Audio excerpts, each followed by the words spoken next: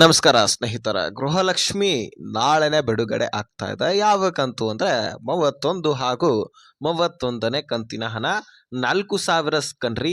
ಕೇವಲ ಈಗಾಗಲೇ 15 ದಿನಗಳಲ್ಲಿ ನಿಮಗೆ 2 ಕಂತುಗಳು ಹೇಗೆ ಜಮಾ ಆದವೋ ಇವುಗಳು ಕೂಡ ಹಾಗೆ ಒಂದಾದ ಮೇಲೆ ಒಂದು ಕಂತುಗಳನ್ನು ನಾನು ಸತತವಾಗಿ ಕ್ಲಿಯರ್ ಮಾಡ್ತೀನಿ, ಯಾವ ಕಂತುಗಳನ್ನು ಪೆಂಡಿಂಗ್ ಉಳಿಸೋದಿಲ್ಲ ಅನ್ನುವಂತಹ ಸ್ಪಷ್ಟನೆಯನ್ನ ಸಚಿವೆ ಲಕ್ಷ್ಮಿ ಹೆಬ್ಬಾಳ್ಕರ್ ಅವರು ಕೊಟ್ಟಿದ್ದಾರೆ. ಹಾಗಾದ್ರೆ ಈ ಗೃಹಲಕ್ಷ್ಮಿ ಯೋಜನೆಯ 30 ಮತ್ತು 31ನೇ ಕಂತಿನ ಹಣ ಬಿಡುಗಡೆ ಆಗ್ತಾ ಇದೆ ಅಲ್ವಾ? ಈ 14 ಜಿಲ್ಲೆಗಳಿಗೆ ಬಿಡುಗಡೆ ಆಗ್ತಾ ಇದೆ. ಸೊ ಈ ಜಿಲ್ಲೆಗಳಂತೂ ನೀವು ತಿಳ್ಕೊಳ್ಳೇಬೇಕು, ಯಾಕಂದ್ರೆ ಈ ಜಿಲ್ಲೆಗಳಲ್ಲಿನೇ ನಿಮ್ಮ ಜಿಲ್ಲೆನೂ ಕೂಡ ಆಗಿರಬಹುದು. ಹೀಗಾಗಿ ತುಂಬಾನೇ ಇಂಪಾರ್ಟೆಂಟ್ ಮಾಹಿತಿ ಸ್ನೇಹಿತರೆ. ಇದರ ಜೊತೆಗೇನೆ ಬಹಳಷ್ಟು ಲಕ್ಷಾಂತರ ಫಲಾನುಭವಿಗಳು ತೀರಿ ಹೋಗಿದ್ರು ಸಹಿತ ಗೃಹಲಕ್ಷ್ಮಿ ದುಡ್ಡನ್ನ ಪಡ್ಕೊಳ್ತಾ ಇದ್ದೀರಂತೆ. ಸರ್ಕಾರವೇ ಖುದ್ದಾಗಿ ಕೊಟ್ಟಿರ್ತಕ್ಕಂತಹ ಇನ್ಫಾರ್ಮೇಶನು ಈ ರೀತಿ ಮಾಡೋದ್ರಿಂದ ಖಂಡಿತವಾಗ್ಲೂ ನಿಮ್ಮ ರೇಷನ್ ಕಾರ್ಡನ್ನು ನಾವು ರದ್ದು ಮಾಡ್ತೀವಿ ಅಂತ ಖುದ್ದಾಗಿ ಸರ್ಕಾರ ತಿಳಿಸ್ತಾ ಇದೆ. ಹಾಗಾದ್ರೆ ಏನಿದು ವಿಷಯ ಎಲ್ಲವನ್ನು ಕೂಡ ನಿಮಗೆ ಬಿಡಿಸಿ ಹೇಳುವಂತಹ ಪ್ರಯತ್ನ ಮಾಡ್ತೀನಿ. ತೀರಾ ಇಂಪಾರ್ಟೆಂಟ್ ಮಾಹಿತಿ. ರಾಜ್ಯದ ಎಲ್ಲ ಗೃಹಲಕ್ಷ್ಮಿಯರು ಕೂಡ ಮಿಸ್ ಮಾಡದೆ ಈ ವಿಡಿಯೋನ ಕೊನೆವರೆಗೂ ವಾಚ್ ಮಾಡಿ. ಸ್ನೇಹಿತರೆ, ಈ ಗೃಹಲಕ್ಷ್ಮಿಯಲ್ಲಿ ನಿಮಗೆ ಈಗಾಗಲೇ ಬರಬೇಕಾಗಿರ್ತಕ್ಕಂತಹ ಕಂತುಗಳನ್ನು ಒಂದು ಸ್ವಲ್ಪ ನಾವು ತಿಳ್ಕೊಳ್ಳೋಣ. ಇಲ್ಲ ಅಂದರೆ ಸರ್ಕಾರ ಯಾಮಾರಿಸ್ಬಿಡತ್ತೆ ನೋಡಿ. ಈಗಾಗಲೇ 2 ಕಂತುಗಳ ನಂತರ ಯಾಮಾರಿಸ್ಬಿಟ್ಟಿದೆ. ಅದನ್ನು ಕೊಡುತ್ತೋ ಇಲ್ವೋ ನಾವು ಕಾಯ್ದು ನೋಡಬೇಕಾಗಿದೆ. ಸದ್ಯಕ್ಕೆ ಕೊಡ್ತೀವಿ ಅಂತ ಸ್ಪಷ್ಟನೆ ಏನೋ ಕೊಟ್ಟಿದ್ದಾರೆ, ಒಪ್ಕೊಂಡಿದ್ದಾರು ಕೂಡ ಯಾಮಾರಿಸಿರೋದು. ಆದರೆ ಯಾವಾಗ ಕೊಡುತ್ತೆ ಅನ್ನುವಂತಹ ಪ್ರಶ್ನೆ ಮಾತ್ರ ಬರ್ತಾ ಇದೆ. ಅದು ಏನು ಅಂತ ನಿಮಗೆ ಹೀಗೆ ಹೇಳಿದ್ರೆ ತಿಳಿಯೋದಿಲ್ಲ, ನಾನು ಬಿಡಿಸಿ ಹೇಳ್ತೀನಿ, ಕೇಳಿಸ್ಕೊಳ್ಳಿ. ಹೋದ 2025ರ ಪ್ರಾರಂಭದಲ್ಲಿ ನಿಮಗೆ ಅನ್ನಭಾಗ್ಯ ಯೋಜನೆಯ ಬಗ್ಗೆ ನಿಮಗೆ ಹೇಳ್ತೀನಿ ಕೇಳಿ. ಅನ್ನಭಾಗ್ಯ ಯೋಜನೆಯಲ್ಲಿ ನಿಮಗೆ ಅಕ್ಕಿಯನ್ನು ಕೊಡ್ಲಿಕ್ಕೆ ಪ್ರಾರಂಭಿಸ್ತಾರೆ ದುಡ್ಡಿನ ಬದಲಾಗಿ. ಯಾವಾಗ ಅಂದರೆ ಜನವರಿ ತಿಂಗಳಾದ ಬಳಿಕ ಫೆಬ್ರವರಿ ತಿಂಗಳಲ್ಲಿ ಘೋಷಣೆ ಮಾಡ್ತಾರೆ KH ಮುನಿಯಪ್ಪನವರು. ಕೇಂದ್ರದಿಂದ ಅಕ್ಕಿ ದಾಸ್ತಾನು ಸಿಗ್ತಾ ಇದೆ. ಈ ಅಕ್ಕಿಯನ್ನ ಪ್ರತಿಯೊಬ್ಬರಿಗೂ ಕೂಡ 10 kg ನಾವು ಕೊಡ್ತಾ ಇದ್ದೀವಿ. ಪ್ರತಿಯೊಂದು ಕುಟುಂಬದಲ್ಲಿ 5 ಜನ ಇದ್ರೆ 50 kg ಅಕ್ಕಿ, 6 ಜನ ಇದ್ರೆ 60 kg ಅಕ್ಕಿ. ಈ ರೀತಿಯಾಗಿ ನಾವು ವಿತರಣೆ ಮಾಡ್ತಾ ಇದ್ದೀವಿ. ಇನ್ಮೇಲಿಂದ ದುಡ್ಡು ಬರೋದಿಲ್ಲ ಅಂತ ಹೇಳಿದ್ರು. ಹೀಗಾಗಿ ಮಾರ್ಚ್ ತಿಂಗಳಲ್ಲಿ ನಿಮಗೆ ಅಕ್ಕಿ ಪ್ರಾರಂಭಿಸಿದ್ರು. ಅದೇ ಸಂದರ್ಭದಲ್ಲಿ ನಿಮ್ಮ ಗಮನ ಎಲ್ಲ ಅಕ್ಕಿ ಮೇಲಿತ್ತು, ಅನ್ನಭಾಗ್ಯ ಯೋಜನೆಯ ಮೇಲಿತ್ತು. ಇದೇ ಒಂದು ಚಾನ್ಸ್ ಅಂತ ಹೇಳ್ಬಿಟ್ಟು ಸರ್ಕಾರ ಏನು ಮಾಡುತ್ತೆ, ಫೆಬ್ರವರಿ ಮತ್ತು ಮಾರ್ಚ್ ತಿಂಗಳ ಹಣವನ್ನು ನಿಮಗೆ ಗೃಹಲಕ್ಷ್ಮಿ ದುಡ್ಡನ್ನು ಕೊಡೋದೇ ಇಲ್ಲ. ಜನವರಿ ತಿಂಗಳ ಹಣವನ್ನು ಕೊಡುತ್ತೆ. ನೆಕ್ಸ್ಟ್ ಡೈರೆಕ್ಟ್ ಆಗಿ ಏಪ್ರಿಲ್ ತಿಂಗಳ ಹಣವನ್ನು ಕೊಡ್ಲಿಕ್ಕೆ ಪ್ರಾರಂಭಿಸುತ್ತೆ ಸ್ನೇಹಿತರೆ. ಹೌದು, ಜನವರಿ ಆದ ಬಳಿಕ ಡೈರೆಕ್ಟ್ ಆಗಿ ಏಪ್ರಿಲ್ ತಿಂಗಳ ಹಣವನ್ನು ಕೊಡಲಿಕ್ಕೆ ಪ್ರಾರಂಭಿಸುತ್ತೆ. ಏಪ್ರಿಲ್ ಆದ ಮೇಲೆ ಮೇ, ಜೂನ್, ಜುಲೈ ಅಂತ ಈ ರೀತಿಯಾಗಿ ಒಂದಾದ ಮೇಲೆ ಒಂದು ಕಂತುಗಳನ್ನು ಡಿಲೇ ಮಾಡ್ತಾ ಕೊಡ್ತಾ ಬಂತು. ಆದರೆ ಆ 2 ಕಂತುಗಳನ್ನು ಅಲ್ಲೇ ಯಾಮಾರಿಸ್ಬಿಡುತ್ತೆ. ಇದು ನಿಮಗೆ ಗೊತ್ತಿರಲಿಲ್ಲ, ನಮಗೆ ಗೊತ್ತಿದ್ದು ನಾವು ಎಷ್ಟೇ ಧ್ವನಿ ಎತ್ತಿದ್ರೂ ಅದಕ್ಕೆ ಸರ್ಕಾರ ಬಿಡುಗಡೆ ಮಾಡಲಿಕ್ಕೆ ಆಗೋದಿಲ್ಲ. ಇನ್ನು ಇದರ ಬಗ್ಗೆ BJP ನಾಯಕರು ಸಂಪೂರ್ಣ ಮಾಹಿತಿಯನ್ನು ಕಲೆಕ್ಟ್ ಮಾಡಿಕೊಂಡು ಚಳಿಗಾಲದ ಅಧಿವೇಶನದಲ್ಲಿ ಬರ್ತಾರೆ. 2 ಕಂತುಗಳನ್ನು ಸರ್ಕಾರ ಯಾಮಾರಿಸಿದೆ ಅಂತ ಹೇಳ್ತಾರೆ. ಆ 2 ಕಂತುಗಳ 5,000 ಕೋಟಿ ಹಣ ಎಲ್ಲೋಯ್ತು ಅನ್ನುವಂತಹ ಪ್ರಶ್ನೆಗಳನ್ನು ಮಾಡ್ತಾರೆ. ಆ 5,000 ಕೋಟಿ ಹಣವನ್ನು ಮಹಿಳಾ ಮತ್ತು ಮಕ್ಕಳ ಕಲ್ಯಾಣ ಇಲಾಖೆ ನುಂಗಾಕಿತ, ಅಥವಾ ಹಣಕಾಸು ಇಲಾಖೆ ನುಂಗಾಕಿತ, ಅಥವಾ ನೀವೇ ನುಂಗಾಕಿದ್ರೆ ಅನ್ನುವಂತಹ ಒಂದು ಪ್ರಶ್ನೆಯನ್ನು ಸಚಿವೆ ಲಕ್ಷ್ಮಿ ಹೆಬ್ಬಾಳ್ಕರ್ ಅವರ ಮೇಲೆ ಮಾಡ್ತಾರೆ. ಸಚಿವೆ ಲಕ್ಷ್ಮಿ ಹೆಬ್ಬಾಳ್ಕರ್ ಅವರ ಮೇಲೆ ತುಂಬಾ ಪ್ರೆಷರ್ ಬೀಳುತ್ತೆ. ಹೌದು, ಮೊದಲಿಗೆ ಕೊಟ್ಟಿಲ್ಲ, ನಾನು ಕೊಟ್ಟಿದ್ದೀನಿ ಅಂತಲೇ ಹೇಳ್ತಾರೆ. ಹೌದು, ಈಗಾಗಲೇ ಕ್ಲಿಯರ್ ಆಗಿದೆ, ನಾನು ಕೊಟ್ಟಿದ್ದೀನಿ, ಈಗಾಗಲೇ ಪೆಂಡಿಂಗ್ ಉಳಿದಿರ್ತಕ್ಕಂತಹ ಕಂತುಗಳನ್ನು ನಾನು ಕ್ಲಿಯರ್ ಮಾಡ್ತೀನಿ ಅಂತ ಸ್ಪಷ್ಟನೆಯನ್ನು ಕೊಡ್ತಾರೆ. ಆದರೆ ಆ 2 ತಿಂಗಳ ಹಣ ಪೆಂಡಿಂಗ್ ಉಳಿದಿರೋದು, ಕೊಡದೇ ಇರುವುದು ನಿಜ ಕೂಡ ಆಗಿರುತ್ತೆ. ಕೊನೆಯದಾಗಿ ಸಚಿವೆ ಲಕ್ಷ್ಮಿ ಹೆಬ್ಬಾಳ್ಕರ್ ಅವರು ಅದನ್ನು ಒಪ್ಕೊಳ್ತಾರೆ ಕೂಡ.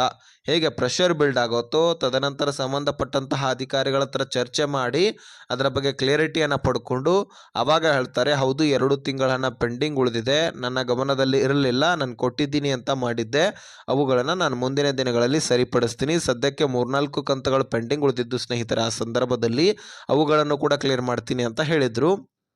ಅದನ್ನು ಕಾಯ್ತಾ ಪ್ರೆಷರ್ ಬಿದ್ದ ಕಾರಣಕ್ಕಾಗಿ ಹಣಕಾಸು ಇಲಾಖೆಯು ಕೂಡ ಸರಿಯಾಗಿ ದುಡ್ಡು ಕೊಟ್ಟಿಲ್ಲ ಅನ್ನುವಂತಹ ಒಂದು ಆರೋಪವನ್ನು ಸಚಿವೆ ಲಕ್ಷ್ಮಿ ಹೆಬ್ಬಾಳ್ಕರ್ ಅವರು ಮಾಡ್ತಾರೆ. ನಾನು ನೋಟಿಸ್ ಕಳಿಸಿದ್ರು ಸಹಿತ ಹಣಕಾಸು ಇಲಾಖೆ ದುಡ್ಡು ಕೊಡ್ತಾ ಇಲ್ಲ ಅಂತ ಹೇಳ್ತಾರೆ. ಅದಾದ ಬಳಿಕ ಹಣಕಾಸು ಇಲಾಖೆನೂ ಕೂಡ ಬಗ್ಲೇಬೇಕಾಗತ್ತೆ. ಹೀಗಾಗಿ ಒಂದಾದ ಮೇಲೆ ಒಂದು ಕಂತುಗಳನ್ನು ಜಮಾ ಮಾಡ್ತಾ ಸೆಪ್ಟೆಂಬರ್, ಅಕ್ಟೋಬರ್, ನವೆಂಬರ್, ಡಿಸೆಂಬರ್ ಹಾಗೆ ಈ ವರ್ಷದ ಜನವರಿ ತಿಂಗಳ ಹಣ ಅಂದರೆ 28ನೇ ಕಂತಿನ ಹಣ 24 ಸೆಪ್ಟೆಂಬರ್, 25 ಅಕ್ಟೋಬರ್, ಅದೇ ರೀತಿಯಾಗಿ 26 ಮತ್ತು 27 ನವೆಂಬರ್, ಡಿಸೆಂಬರ್ ತಿಂಗಳ ಹಣವನ್ನು ಯುಗಾದಿ ಹಾಗೂ ರಂಜಾನ್ ಹಬ್ಬಕ್ಕೆ ಜಮಾ ಮಾಡಿದ್ರು. ಈ 28ನೇ ಕಂತಿನ ಹಣ ಅಂದರೆ ಜನವರಿ 2026ನೇ ಕಂತಿನ ಹಣ ಇದನ್ನು ಕೂಡ ನಿಮ್ಮ ಖಾತೆಗಳಿಗೆ ಜಮಾ ಮಾಡಿದ್ರು. ಸತತವಾಗಿ ನಿಮಗೆ 5 ಕಂತುಗಳನ್ನು ಜಮಾ ಮಾಡಿ ಕ್ಲಿಯರ್ ಮಾಡ್ತಾರೆ. ಎಲ್ಲವೂ ಕೂಡ ಪ್ರೆಷರ್ ಇದ್ದ ಕಾರಣಕ್ಕಾಗಿ 4-5 ಕಂತುಗಳು ಪೆಂಡಿಂಗ್ ಉಳಿದಿದ್ವು. ಹೀಗಾಗಿ ಅವುಗಳನ್ನು ಕ್ಲಿಯರ್ ಮಾಡಲೇಬೇಕಾದಂತಹ ಅನಿವಾರ್ಯತೆ ಸರ್ಕಾರಕ್ಕೆ ಬಂದ್ಬಿಡುತ್ತೆ. ಅವುಗಳನ್ನು ಕ್ಲಿಯರ್ ಕೂಡ ಮಾಡ್ತಾರೆ.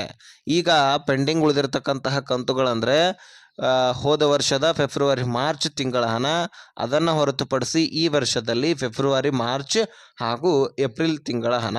ಹೌದು ಸ್ನೇಹಿತರೆ, ಮೇ ಪ್ರಾರಂಭವಾಗಿದೆ, ಏಪ್ರಿಲ್ ಕೂಡ ಮುಗಿದು ಹೋಗಿದೆ.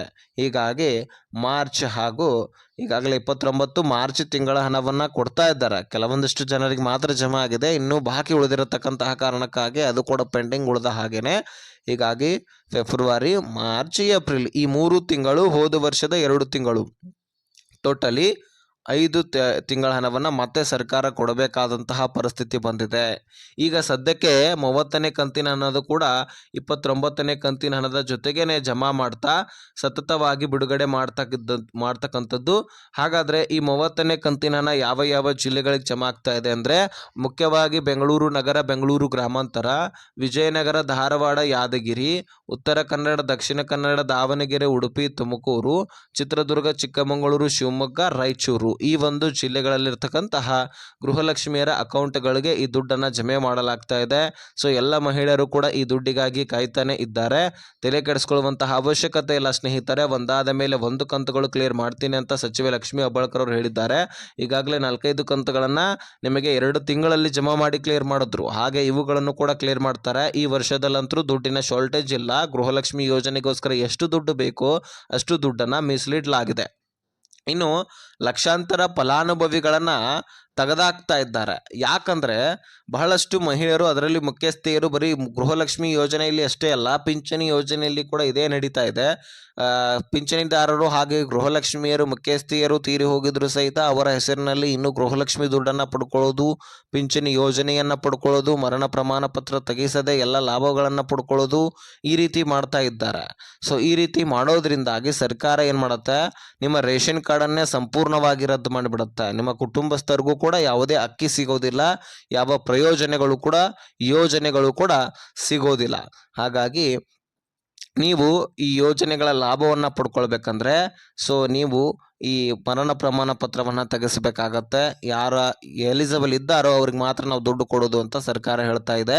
ಸೊ ಆ ಮುಖ್ಯಸ್ಥೆಯ ಜಾಗದಲ್ಲಿ ನಿಮ್ಮ ಮನೆಯಲ್ಲಿರ್ತಕ್ಕಂತಹ ಯಾರಾದರೂ ಹೆಣ್ಣು ಮಗಳ ಹೆಸರನ್ನು ಸೇರ್ಪಡೆ ಮಾಡಿ ನಾವು ಮತ್ತೆ ಗೃಹಲಕ್ಷ್ಮಿ ದುಡ್ಡನ್ನು ಕೊಡ್ತೀವಿ. ಆದರೆ ತೀರಿ ಹೋದವರ ಹೆಸರಿನಲ್ಲಿ ನೀವು ದುಡ್ಡನ್ನು ಪಡ್ಕೊಳ್ತಾ ಹೋದರೆ ಈಗಾಗಲೇ ಪಡ್ಕೊಂಡಿರ್ತಕ್ಕಂತಹ ದುಡ್ಡನ್ನು ಕೂಡ ನಾವು ವಾಪಸ್ ಪಡ್ಕೊಳ್ತೀವಿ, ಮರುಪಡಿತೀವಿ ಅಂತ ಸರ್ಕಾರ ಇನ್ಫಾರ್ಮೇಷನ್ ಕೊಟ್ಟಿದೆ. ಸೊ ಹಾಗಾದರೆ ನಿಮಗೆ ಬಿಟ್ಟಿರ್ತಕ್ಕಂತಹ ವಿಷಯ ಇದು. ನಿಮ್ಮಲ್ಲಿ ಇದೆಯಾ ಅಥವಾ ಇಲ್ವಾ? ದುಡ್ಡು ಬರ್ತಾ ಇದ್ರೆ ಏನು ತೊಂದರೆ ಇಲ್ಲ, ಬರ್ತಾ ಇಲ್ಲ ಅಂದರೆ ಏನು ಪ್ರಾಬ್ಲಮ್ ಆಗಿದೆ ಅದನ್ನು ಕಮೆಂಟ್ ಮಾಡಿ ತಿಳಿಸಿ, ನಾನು ಸೊಲ್ಯೂಷನ್ ಕೂಡ ಕೊಡ್ತೀನಿ. ಸೊ ಈ ವಿಷಯ ನಾನು ನಿಮಗೆ ತಿಳಿಸಲೇಬೇಕಾಗಿತ್ತು, ತಿಳಿಸಿದ್ದೀನಿ, ಅರ್ಥ ಆಗಿದೆ ಅಂತಲೂ ಕೂಡ ಅಂದ್ಕೊಳ್ತೀನಿ. ವಿಡಿಯೋ ನೋಡಿದ್ದಕ್ಕೆ ಧನ್ಯವಾದ. ಈ ವಿಷಯವನ್ನು ಆದಷ್ಟು ಎಲ್ಲ ಗೃಹಲಕ್ಷ್ಮಿಯರಿಗೆ ಶೇರ್ ಮಾಡಿ, ಹಾಗೆ ಸಬ್ಸ್ಕ್ರೈಬ್ ಮಾಡ್ಕೊಳ್ಳಿ.